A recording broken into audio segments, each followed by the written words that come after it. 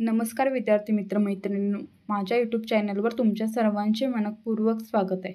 आज आपण इयत्ता 7वीच्या इतिहासाच्या पाठ्यपुस्तकातील नागरिकशास्त्रमधील घटक क्रमांक 2 संविधानाची उद्देशिका हा घटक अभ्यासणार आहे. तर आपण मागील पाठामध्ये काय पाहिलेलं आहे की संविधान म्हणजे काय, तर राज्यकारभाराचे नियम स्पष्ट करणारा आहे एक महत्त्वाचा दस्तऐवज आहे. त्याचबरोबर संविधान सभेने काय केलेलं आहे, तर संविधानाची निर्मिती केलेली आहे. संविधानामुळे आपल्या लोकप्रतिनिधींना काय करावं लागतं, तर कायद्यानुसारच राज्यकारभार किंवा राज्याचा व्यवहार करावा लागतो. आता संविधान हा काय आहे, तर आपल्या देशाचा मूलभूत आणि सर्वश्रेष्ठ काय आहे, तर कायदा आहे. आता कोणताही कायदा जर करायचा असेल तर त्यामागे आपल्याला काय निश्चित असावं लागतं, तर उद्दिष्ट आणि हेतू काय असावं लागतं. कोणताही कायदा करायचा असेल तर निश्चित असावे लागतात. आता हे उद्दिष्ट आणि हेतू जे आहेत ते स्पष्ट केल्यानंतर त्यांची काय करावी लागते, तर सविस्तरपणे काय करावे लागते, कायद्यातील ज्या अन्य तरतुदी आहेत त्या काय कराव्या लागतात, तर त्या तरतुदी सविस्तरपणे मांडाव्या लागतात आणि त्यांची एकत्रितपणे काय करावे लागते, थोडक्यात सुसंगतपणे काय करावे लागते, मांडणी करावी लागते. आणि या मांडणीलाच काय म्हटलं जातं, तर या मांडणीलाच प्रस्तावना असं म्हटलं जातं. या प्रस्तावनेला काय म्हटलं जातं, प्रस्तावनेला दुसरं नाव आहे उद्देशिका. उद्देशिकेलाच भारतीय संविधानाचे काय म्हटलेलं आहे आपण, प्रास्ताविका किंवा सरनामा. ही उद्देशिका जी आहे ती काय करते, की आपल्या संविधानाचे काय उद्दिष्टे जी आहेत ती काय स्पष्ट करते, उद्देशिका स्पष्ट करते. आपण सर्व भारताचे कोण आहोत, नागरिक आहोत. आपण सर्वांना एक देश म्हणून काय करायचे आहे, आपल्या सर्वांना एक देश म्हणून काय मिळवायचे आहे हे कशात सांगितलेले आहे, तर उद्देशिकेमध्ये सांगितलेले आहे. यातून मूल्ये, विचार, हेतू उदात्त आहेत. ते कसे प्राप्त करायचे याविषयीच्या तरतुदी कशात दिलेल्या आहेत, तर संविधानातून याविषयीच्या तरतुदी काय केलेल्या आहेत, स्पष्ट केलेल्या आहेत. संविधानाची जी उद्देशिकेची सुरुवात आहे त्यामध्ये सुरुवातीला काय आहे, तर आम्ही भारताचे लोक या शब्दाने काय केलेलं आहे, तर जी उद्देशिका आहे त्याची सुरुवात म्हणजे प्रास्ताविकेची सुरुवात केलेली आहे आम्ही भारताचे लोक या शब्दाने. पुढे सांगितलेले भारताचे एक सार्वभौम समाजवादी धर्मनिरपेक्ष लोकशाही गणराज्य निर्माण करण्याच्या भारतीयांच्या निर्धाराविषयी काय केलेलं आहे, त्याच्यात सांगितलेले आहे. म्हणजे आम्ही भारताचे लोक काय करत आहोत, तर भारताचे एक सार्वभौम समाजवादी धर्मनिरपेक्ष म्हणजे धर्मात भेदभाव नसलेले लोकांचं राज्य असलेली लोकशाही गणराज्य काय करत आहोत, तर निर्माण करत आहोत. अशी काय केलेलं आहे, या संज्ञेचा अर्थ तेथे काय केलेला आहे, स्पष्ट केलेला आहे. आता सार्वभौम राज्य म्हणजे काय, भारतात बराच काळ काय होती, तर ब्रिटिशांची राजवट होती आणि आपल्याला स्वातंत्र्य कधी भेटलं, तर 15 ऑगस्ट 1947 रोजी ही राजवट संपून काय झालेलं आहे, आपल्याला स्वातंत्र्य भेटलेलं आहे. भारताला सार्वभौम प्राप्त झालेलं आहे. आपण आपल्या देशात काय करू लागलो, योग्य वाटतील असे निर्णय घेण्यास का आहोत, आता स्वतंत्र आहोत. एखादे राज्य परकीय नियंत्रणाखाली नसणे म्हणजे काय, तर सार्वभौम असणे होय. म्हणजे 1947 पूर्वी आपण कोणाच्या राजवटीखाली होतो, तर इंग्रज सत्तेच्या राजवटीखाली होतं. पण आज आपण काय आहोत, आज आपण स्वतंत्र आहोत. म्हणजे कोणत्याही परकीय सत्तेच्या नियंत्रणाखाली नाही आहोत. म्हणजेच काय आहोत आपण, आपले जे राज्य आहे ते कसे आहे, सार्वभौम आहे. आपल्या संपूर्ण स्वातंत्र्य लढ्याचे सर्वात महत्त्वाचे उद्दिष्ट काय आहे, तर सार्वभौमत्व. म्हणजे जो आपल्या जे नेते आहेत त्यांनी जो आतापर्यंत लढा करून आपल्याला स्वातंत्र्य मिळवून दिले, तर त्यांचे सर्वात महत्त्वाचे उद्दिष्ट काय होते, तर हे जे सार्वभौमत्व आहे म्हणजे परकीय सत्तेला आपल्यावर वर्चस्व न करू देणे, हे म्हणजे काय, तर आपण सार्वभौम झालेलो आहोत. हे प्राप्त करणेच काय आहे, एक मोठे उद्दिष्ट आहे. सार्वभौमत्व म्हणजेच राज्यकारभार करण्याचा सर्वश्रेष्ठ अधिकार आहे. लोकशाहीत सार्वभौमत्व हे जनतेच्या हाती असते. जनता आपले प्रतिनिधी निवडून देऊन त्यांना त्यांचे सार्वभौम अधिकार वापरण्याची काय करते, परवानगी देते. म्हणजे आता आपल्याकडे काय आहे, तर लोकशाही आहे. आपण काय करतो, की आपण जनता प्रतिनिधी निवडून देऊन काय करतो, ते आपल्या म्हणजे आपल्याकडून काय करतात ते, तर आपल्या राज्याचा, देशाचा काय करत असतात, तर कारभार पाहत असतात. आपल्या देशाच्या अंतर्गत कोणते कायदे करावेत हे ठरवण्याचा अधिकार कोणाला आहे, तर जनतेला, व जनतेने जे निवडून दिलेले आपले नेते आहेत, तर त्या नेत्यांना किंवा त्या शासन संस्थेला काय आहे, तो अधिकार आहे. पुढचा पॉईंट आहे समाजवादी राज्य. समाजवादी राज्य म्हणजे काय, तर जेथे राज्यात जिथे श्रीमंत किंवा गरीब यांच्यात काय करत नसते, तर मोठी दरी नसते किंवा भेदभाव नसतो. देशांच्या संपत्तीवर कोणाचा हक्क असतो, तर सर्व जनतेचा हक्क असतो. संपत्तीचे काय झालेले असते, तर केंद्रीकरण काहीच लोकांच्या हाती नाही याची काय घेतली जाते, यामध्ये काळजी घेतली जाते. म्हणजे जे संपत्तीचे केंद्रीकरण करण्याचे जे काय म्हणतात त्याला, म्हणजे संपत्तीचे केंद्रीकरण जे करायचे आहे ते काही लोकांच्याच हाती असणार नाही याची येथे काय घेतलेले आहे, तर काळजी घेतलेली आहे. पुढचा पॉईंट आहे धर्मनिरपेक्ष राज्य. आता उद्देशिकेमध्ये सांगितलेलं आहे की धर्मनिरपेक्षता हे काय आहे, आपले उद्दिष्ट आहे. धर्मनिरपेक्ष राज्यात काय केलं जाते की सर्व धर्मांना समान वागणूक असते. कोणताही धर्म उच्च किंवा कोणता धर्म नीच किंवा कोणत्याही धर्माला काही दिलेलं नाही, तर वरचे स्थान असे काही दिलेले नाही आहे. सर्व धर्म काय आहेत, तर इथे समान मानलेले आहेत.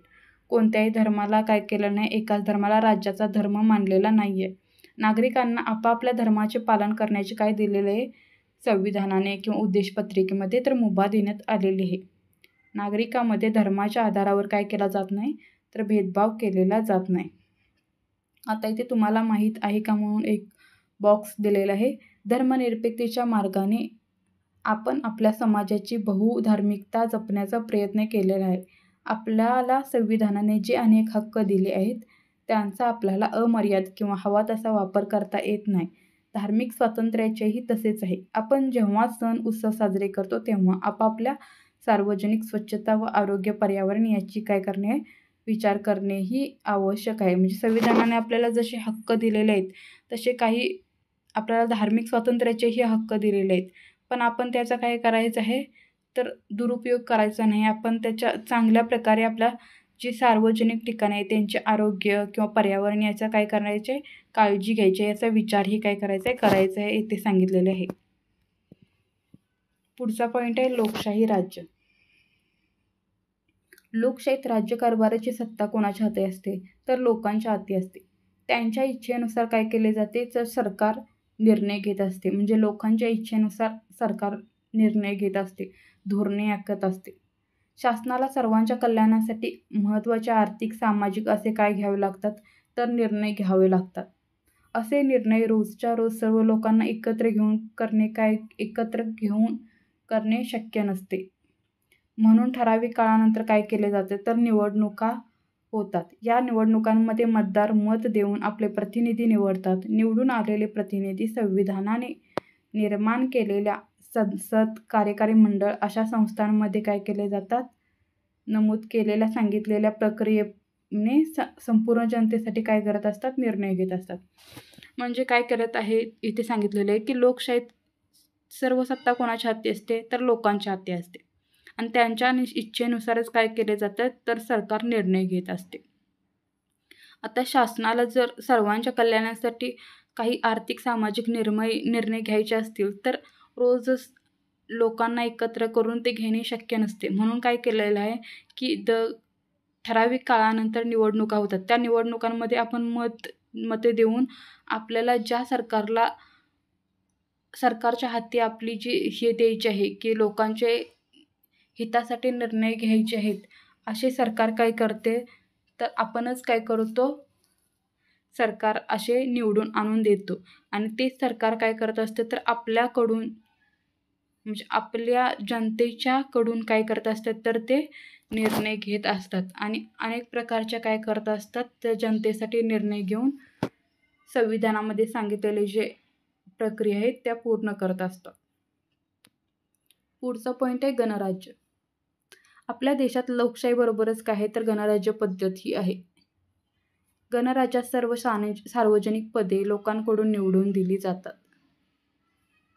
कोणतीही सार्वजनिक पद हे कशानुसार येत नाही तर वंश परंपरेनुसार येत नाही.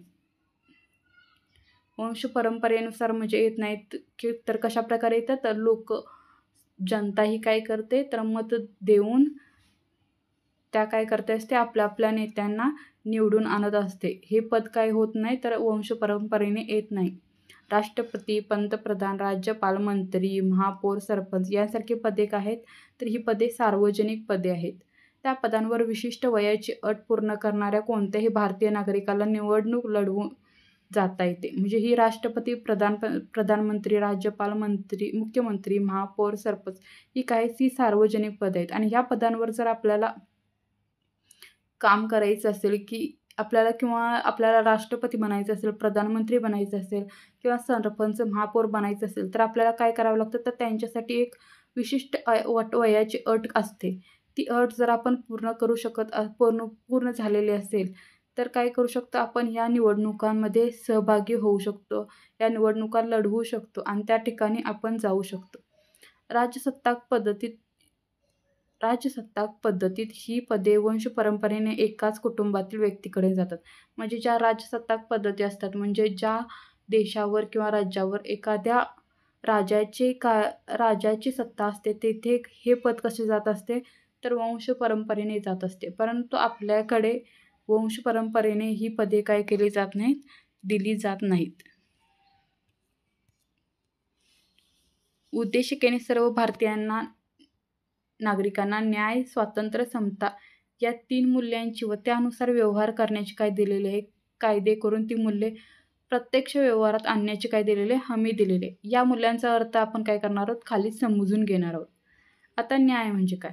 अन्याय दूर करून सर्वांना आपल्या प्रगतीची संधी मिळवून देणे म्हणजे काय तर न्याय. म्हणजे एखाद्यावर अन्याय होत असेल तर त्याच्यावर त्याची प्रगती करून त्याला काय मिळवून द्यायचं आहे तर न्याय मिळवून द्यायचं आहे. सर्व लोकांचे कल्याण होईल या दृष्टीने काय करायचे तर उपाययोजना करणे म्हणजेच न्याय प्रस्थापित करणे होय. उद्देशिकेमध्ये न्यायाचे 3 प्रकार सांगितलेले आहेत. म्हणजे एखाद्यावर अन्याय होत असेल तर त्याच्यामध्ये प्रगती घडवून आणून काय करायचं त्याला न्याय मिळवून द्यायचे आहेत. अशा प्रकारे उद्देशिकेमध्ये काय सांगितले तर न्यायाचे 3 प्रकार सांगितलेले आहेत. पहिला न्यायाचा प्रकार आहे सामाजिक न्याय. व्यक्तीमध्ये जात, धर्म, वंश, भाषा, प्रदेश, जन्मस्थान किंवा लिंग यांवर आधारित काय केला जाणार नाही तर कोणताही भेदभाव केला नाही.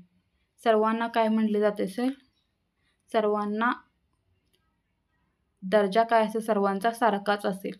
म्हणजे व्यक्तींमध्ये काय जात किंवा धर्म, वंश, भाषा याच्यावरून काय केलं जाणार नाही तर भेदभाव केला जाणार नाही.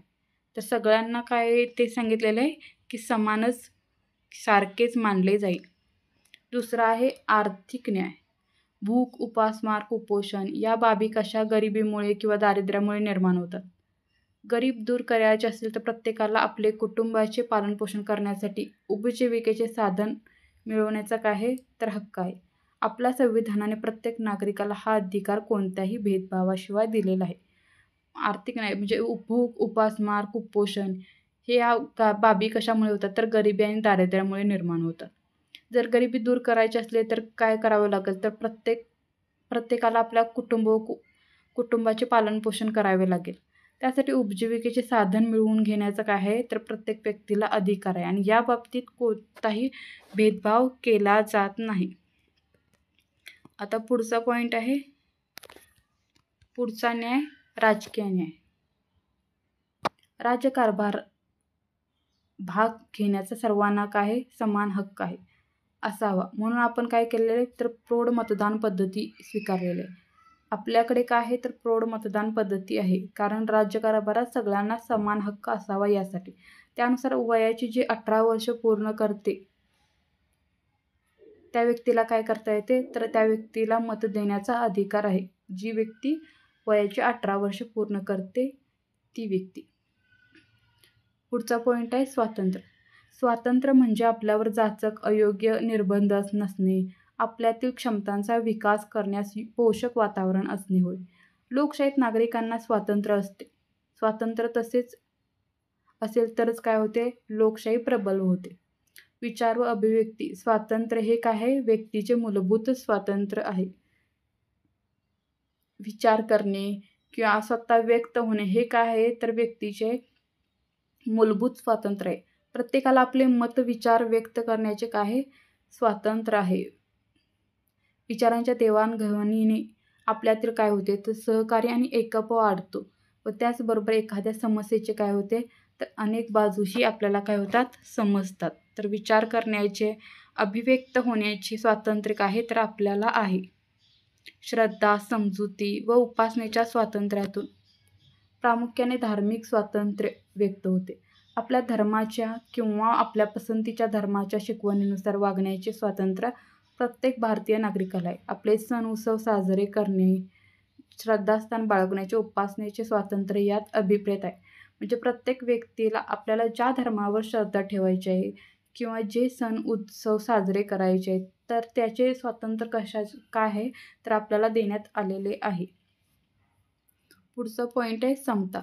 उद्देशिकेने भारतीय नागरिकांना दर्जा व संधी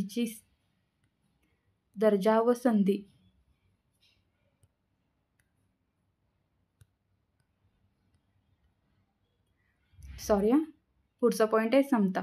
उद्देशिकेने भारतीय नागरिकांना दर्जा व संधी याबाबतची काय दिलेले समतेची हमी दिलेली. जात धर्म वंश लिंग जन्मस्थान इत्यादींवरून काय केला जात नाही तर भेदभाव केला जात नाही. तर माणूस हा सर्वांचा काय आहे दर्जा समान आहे माणूस म्हणून असा याचा अर्थ होतो. म्हणजे जात किंवा धर्म वंशावरून काय केला जात नाही तर भेदभाव केला जात नाही. उच्च नीच किंवा श्रेष्ठ कनिष्ठ असाही भेदभाव केला जात नाही. तर समान दर्जाची काय तर हमी आहे. उद्देशिकेने संधीची समानता काय मानलेले आहे तर महत्त्वाची मानलेली आहे. आपल्या विकासाच्या संधी सर्वांना प्राप्त होतील त्या उपलब्ध करून देताना कोणताही काही केला जात नाही तर भेदभाव केला जात नाही. आता संविधानाच्या उद्देशिकेत एका अगदी वेगळ्या आदर्शाचा आणि तत्वाचा उल्लेख केलेला आहे. तो कोणता तर तो म्हणजे आदर्श किंवा ते तत्व म्हणजे बंधुभावाची निर्मिती करण्याचे उद्दिष्ट आणि व्यक्तीची प्रतिष्ठा जपण्याची हमी होय. म्हणजे संविधानामध्ये आपल्याला अजून एक काय दिलेलं आहे तर अधिकार दिलेला आहे. तो म्हणजे कुठला तर आदर्श किंवा ते तत्व म्हणजे बंधुभावाची निर्मिती करण्याचे काय उद्दिष्ट आणि व्यक्तीची प्रतिष्ठाही जपण्याचे काय दिलेले आहे येथे हमी दिलेली आहे. पुढचा पॉईंट आहे बंधुता. संविधानकारांना असे वाटते की केवळ न्यायाची स्वातंत्र्याची आणि समतेची हमी देऊन भारतीय समाजात समता निर्माण होणार नाही. त्यासाठी त्यांनी अनेक कायदेही केले तरी जोपर्यंत भारतीयांमध्ये बंधुता असणार नाही तोपर्यंत काय होणार नाही आहे तर त्या कायद्यांचा उपयोग होणार नाही. म्हणून बंधुभावाची निर्मिती हे उद्दिष्ट कशात दिलेले आहे तर उद्देशपत्रिकेत समाविष्ट केलेले आहे. बंधुता असणे म्हणजे काय तर बंधुता असणे म्हणजे आपल्या देशातील सर्व नागरिकांविषयी आणि परस्परांविषयी आत्मीयतेची भावना असणे. बंधुभाव परस्परांबद्दल सहानुभूतीची भावना निर्माण करतो. एकमेकांबद्दल काय तर समस्यांबाबत लोक काय होतात तर संवेदनशील होतात. म्हणजे लोकांच्या मध्ये बंधुभाव असणे गरजेचे आहे. त्याशिवाय जे केलेले कायदे आहेत तर त्यांचा उपयोग होणार नाही असे काय केलेले आहे तर संविधानकर्त्यांनी सांगितलेलं आहे. बंधुभाव आणि व्यक्तिप्रतिष्ठा यांचा निकटचा काय आहे तर संबंध आहे. व्यक्तिप्रतिष्ठा म्हणजे काय तर प्रत्येक व्यक्तीला माणूस म्हणून काय होतं तर सन्मान असतो. तो जात धर्म लिंग भाषा इत्यादींवर काय ठरत नाही तर त्याचा दर्जा ठरत नाही. म्हणजे माणसाला काय तर सन्मान त्याच्या कशावरून मिळतो तर प्रत्येक व्यक्तीला हा त्याचा सन्मान मिळतो. तो त्याच्या जातीवरून किंवा धर्मावरून वंशावरून ठरवला जाणार नाही. आपल्याला ज्याप्रमाणे इतरांना आदराने व सन्मानाने वागवावे असे वाटते तसाच आदर आणि सन्मान अन्य व्यक्तींचा केला पाहिजे. जसे आपल्याला वाटते की त्याने माझा आदर केला पाहिजे किंवा त्याने माझा सन्मान केला पाहिजे तर तसाच आदर आणि सन्मान आपण अन्य व्यक्तींना पण काय केला पाहिजे दिला पाहिजे असे येथे सांगण्यात आलेले आहे.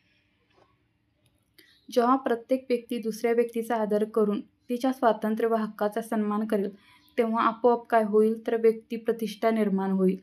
अशा वातावरणात बंधुभावही सहजरित्या वाढीस लागेल.